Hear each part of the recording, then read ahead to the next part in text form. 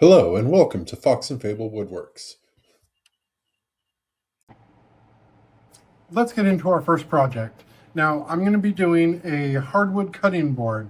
I got it as a kit from Rockler. This is a great first project. I have done one of these cutting board kits already, and it was pretty good. So I'm going to take you through how to build one. Let's get started. Alright, so the first thing you're going to want to do is add some painter's tape to these clamps. As you can see on my third clamp there, I got glue on it last time I did this, and I did not have painter's tape on there.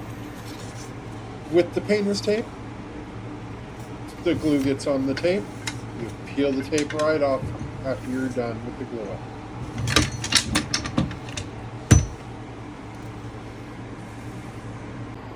Alright, so now that you have the tape on your clamps, you're going to go ahead and get your cutting board kit and open that up.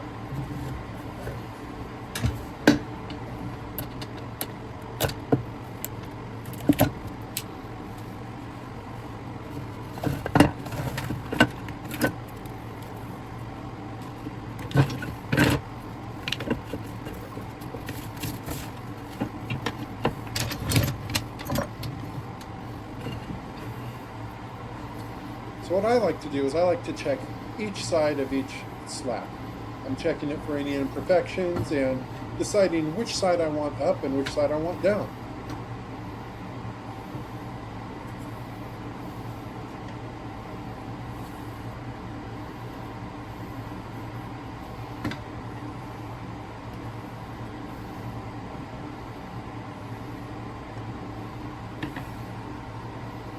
Now this one was a little tough because both ends of it had some dark spots on there. So I just put the best side down, which is going to be my upside, the part that you see.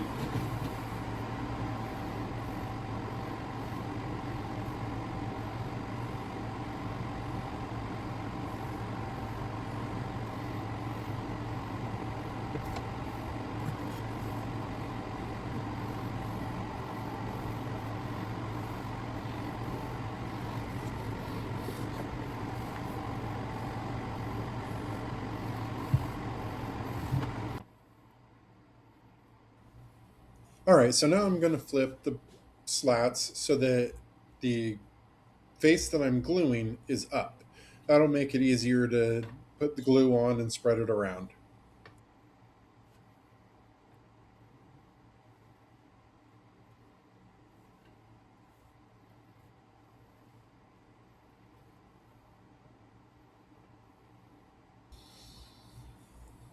All right, now that I have them all flipped so that the glue side is up, I'm going to go ahead and grab my Type Bond 3 wood glue, and I had it upside down, sorry about that. And I'm going to put the glue on from left to right, or right to left, whichever is your preference. And then I'm going to get my Rockler silicone glue brush. I'm going to brush from the inside to the outside on the ends, and then brush all the way down. Now, this piece of walnut here looks like it has a little bit of a knot area. So I'm going to grab a little bit extra glue and try and fill that in with some glue, maybe strengthen that knot up a little bit. And then you're going to continue going down slat by slat, putting your glue on.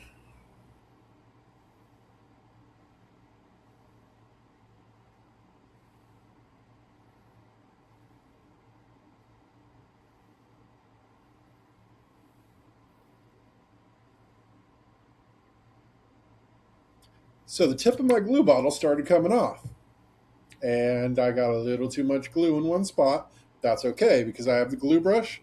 I'll just wipe it on down and wipe up any extra. Now it's okay if you have a little that spills over onto the face sides or the sides that you're going to be seeing that aren't pressed together because you're going to be sanding this in a little bit. So it's fine.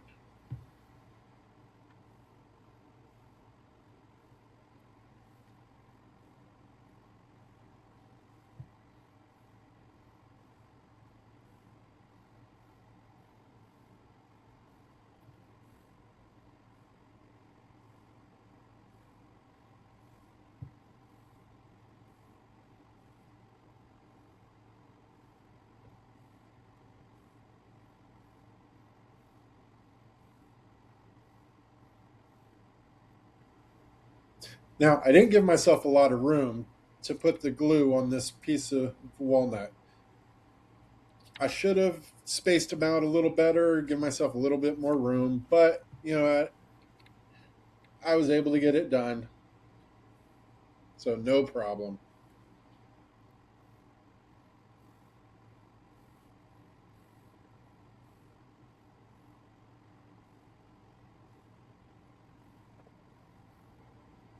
So now I'm going to flip these into place. Now, because I put the glue on the top and that top piece I didn't put any glue on, I'm going to flip the glue side up. And just keep doing that as you go down the boards.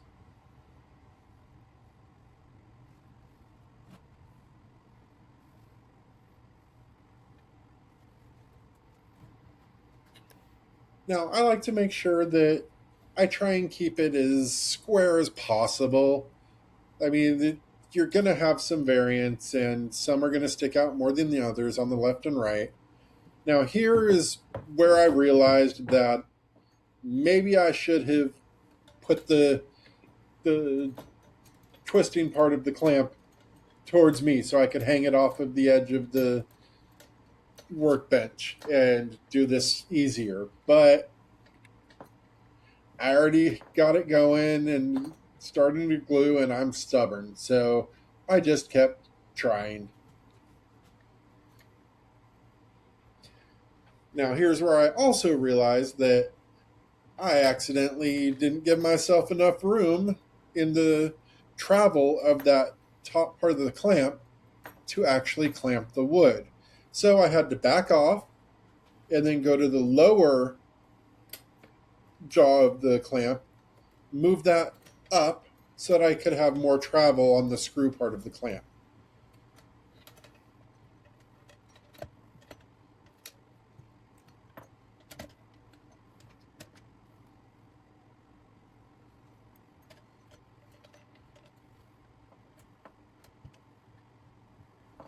So I don't tighten it down all the way just yet.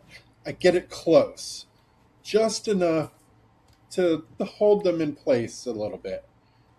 And then I'm going to go to the other side and do the same thing. I'm not going to clamp it all the way down yet, just enough to hold it. And then I'll go to the middle and do the same there again. Now, here I'm making sure that each slat is more or less level with the next one so that I don't have to sand off too much and take off too much thickness on my cutting board.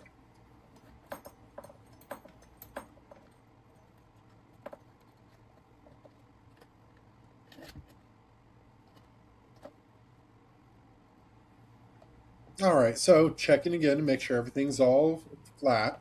And now I'm going to tighten up those clamps. Now I'm holding it at the bottom and at the top to make sure that the clamp doesn't twist too much as I'm bearing down on that screw clamp. And I'm going to do it same way I put them on, left, right, and then center.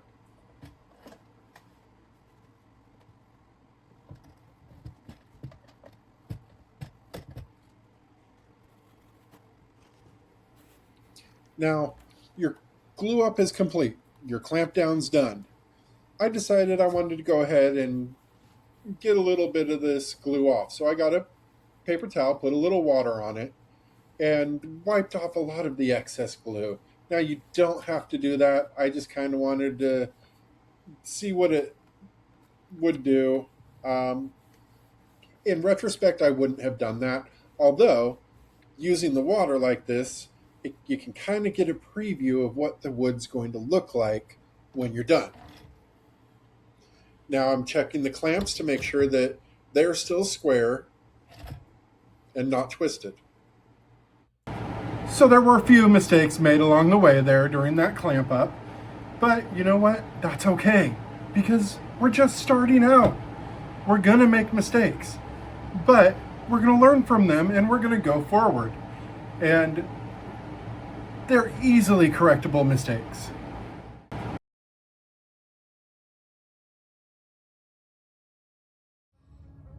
All right, so we've given the cutting board about full 24 hours to cure.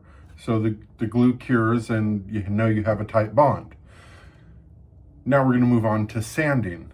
I don't have a planer, so I can't plane it smooth, but what I can do with the planer on this cutting board, I can do with the sander. So we'll go ahead and do that.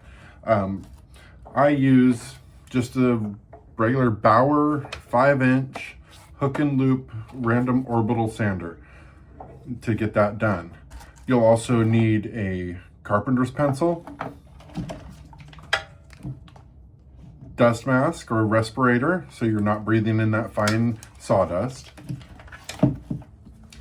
ear protection because that random orbital sanders can be quite loud and you want to protect your hearing. Now, I also use a spray bottle of water. I'll show you what that does at the end or towards the end.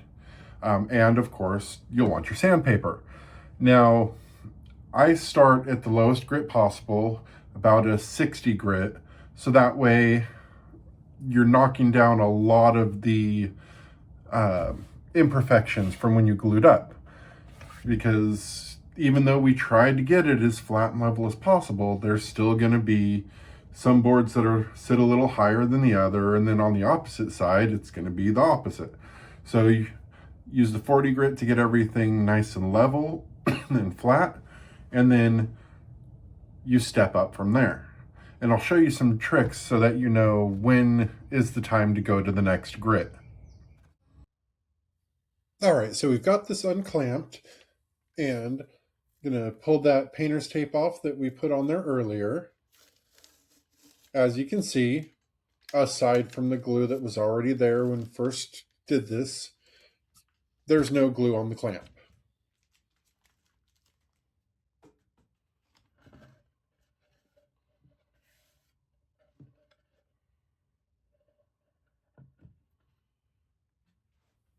Now this was completely unintentional, but as you can see from the shadows cast, we've got some glue squeeze out. So I'm going to go grab something to knock some of that down. Now this is not really the proper tool. It's a painter's tool, but it's what I had and on hand. And it works. I swear I really do need to secure that 2x4. It just keeps falling, so yeah. All right, so I wanted to do a sanding montage here. Apparently my camera wanted to zoom in on the board and just the board. So we're just gonna shorten this up. I started with 60 grit sandpaper and worked my way up from there. Now I did mute this video because not everyone likes the sound of a shop vac running as well as a sander going, and it's just kind of loud, which is why you wear hearing protection. So we're just gonna skip down past a little and see what we have next. All right, so here's where that carpenter's pencil comes into play. Gonna lightly scribble some lines on here. Now, you don't want to use a mechanical pencil because you don't want to indent. You just want to lay the pencil on top of. So now you're gonna sand until the pencil lines are gone. Now, you really don't want to push down at all. You want to let the sandpaper and the weight of the sander do the work for you. So that's why you'll see that not much is being taken off with each pass. Now, you can see there on the right, the little round things, those are Rockler bench cookies. I have one on each corner underneath. They help keep the board from sliding around and they don't get in the way like a traditional clamp would do.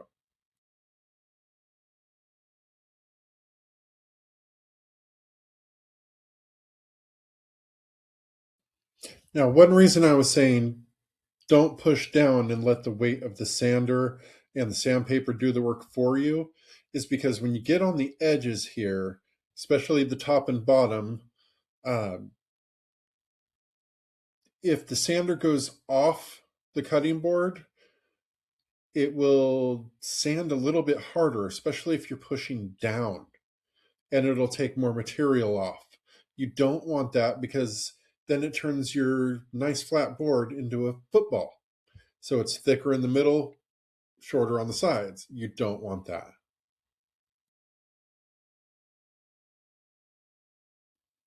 All right, so we have got the pencil marks sanded off. What we're going to do now is we're going to go up a grit in the sandpaper. Now we sanded to the highest sandpaper that we have, which is 220 grit. Next thing we're going to want to do is apply some water from a spray bottle onto all sides of this cutting board. This is called popping the grain. What that does is it makes the grain stand up so that we can sand it again with the 220 grit sandpaper, and we will get an even smoother finish on this cutting board.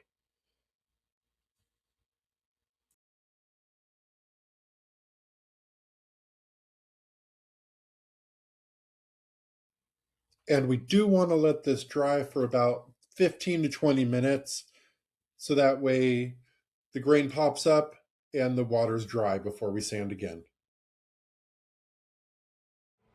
All right, so we've done all the sanding.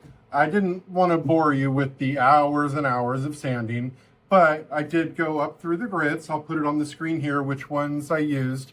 And I really love that last popping the grain technique. It really makes it look fantastic, and it kind of gives you a preview of what you're going to see when you finish the project. Which, speaking of, let's get on to that now. All right, so I have my Rockler bench cookies set up. Now these are attachments that go on the bench cookies. They're for finishing. They just sit right on top, and then you place your cutting board on top of that, and you can do your finish on that. They're great because you can do all sides of your cutting board and it doesn't hurt it unless you push down. Now here's the cutting board oil we're going to use. It's Walrus Oil Cutting Board Oil. All right, so the directions on the cutting board oil do say to apply it with a soft cloth. I much prefer adding it and putting it in with my hands. Now you want to put a generous amount on there and just kind of slosh it around. You want to put special attention to the end grains because the end grain will soak up quite a bit of oil, and you want it to properly seal. So you're just going to keep going all around. Now you'll see that I do have some rounded corners on my cutting board. I did use my little trim router up there, my Bauer trim router, with a roundover bit. Unfortunately, the video for that apparently did not record, so I'm sorry about that. I didn't get that on there for you, but you just take your trim router and go all around the outside on both sides. You don't want those sharp corners on your cutting board. You want it to feel nice in the hands.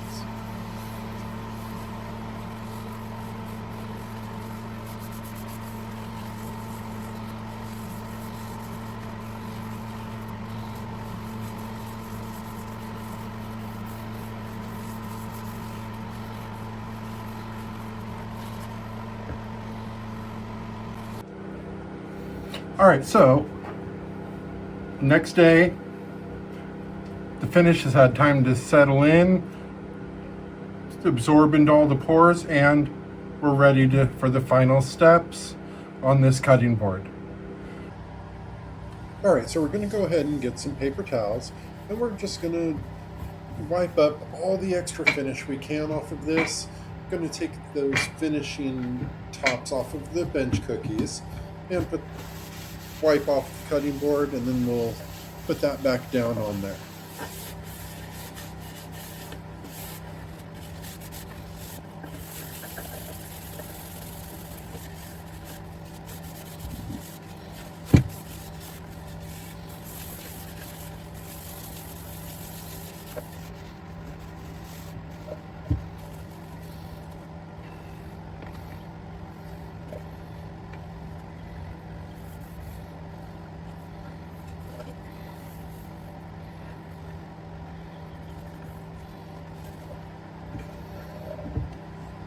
Alright, so we're going to grab our cutting board feet. They're just little rubber feet with screws in the middle that hold them on.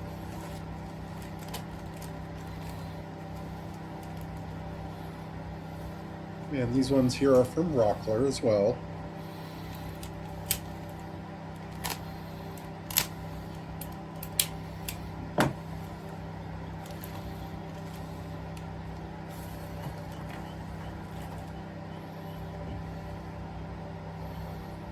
Alright, so I'm choosing about where I'm going to put them. I think I'm going to do about an inch from each edge. So I'm going to grab my combination square. I'm going to set that to 1 inch.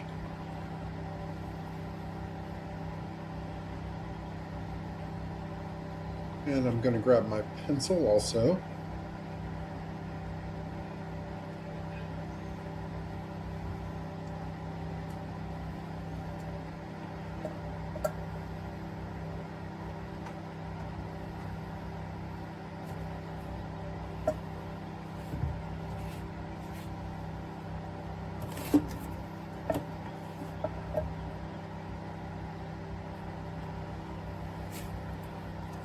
And I'm just going to make a little bitty line right where the foot is going to go. Got to sharpen my pencil first though. Don't want to do too big of a line because I want the rubber foot to completely cover the mark I make.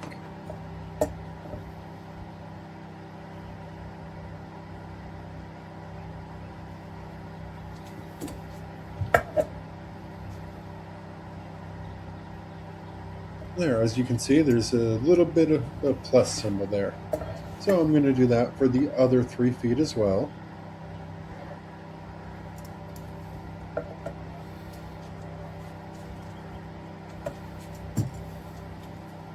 Got to flip that combo square over so that it's nice and square.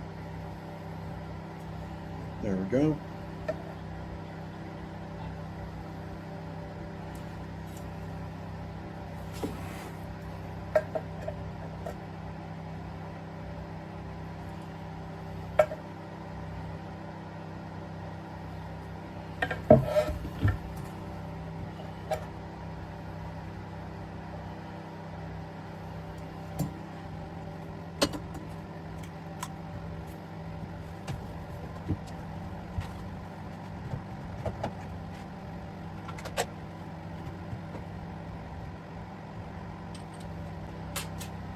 Alright, so I was going to grab the feet and put them on just as they are like this, but I had a better idea that I wanted to try out.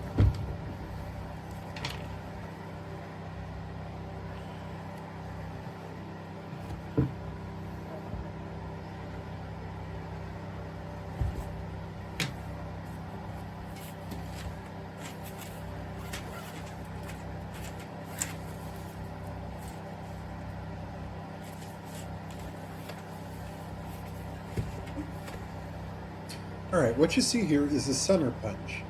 So I'm going to push the point down right where my plus sign is, and as I push down, it's going to spring load that tip and give me a nice little reference point. It puts a little dent in there, and that'll be a good point so that I can line up the screw a little easier.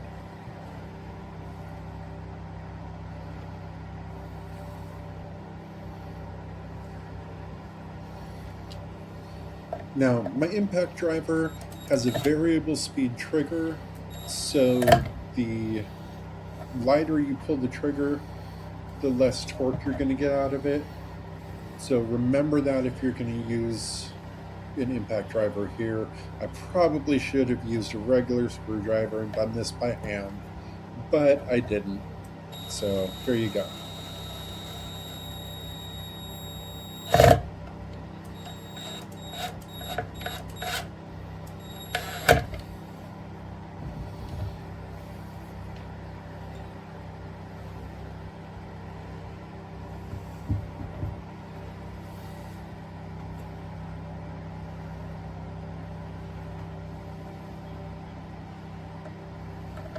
Now on the second one here, I drove it a little too much.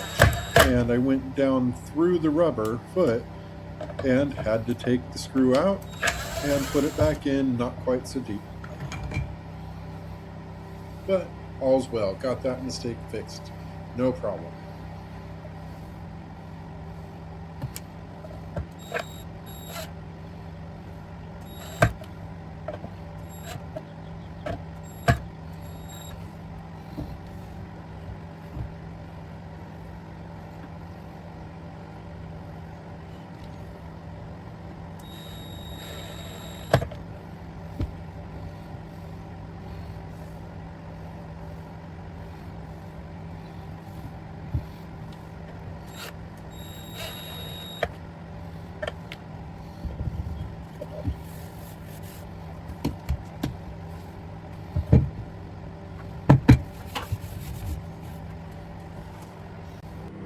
All right, so there you have it. We've got our cutting board done. Got some feet on there from Rockler, and it feels smooth. It looks nice.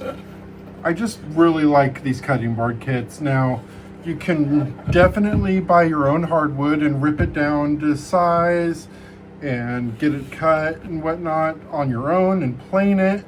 But if you're just starting out, these kits are fantastic. It gets you hands-on with the materials quicker, and you can start learning. That's just what I did, and I think it's the best place to start. Now, I'm going to split up this video into the project, and then I'll do another video regarding the tools I used and review of those tools. That way we can focus on one thing at a time. Now, if you want to see them side by side or the video done at the same time, we can definitely do that as well. Let me know in the comments, and please like and subscribe so that you're notified of when I post more videos, and let's get building some more stuff.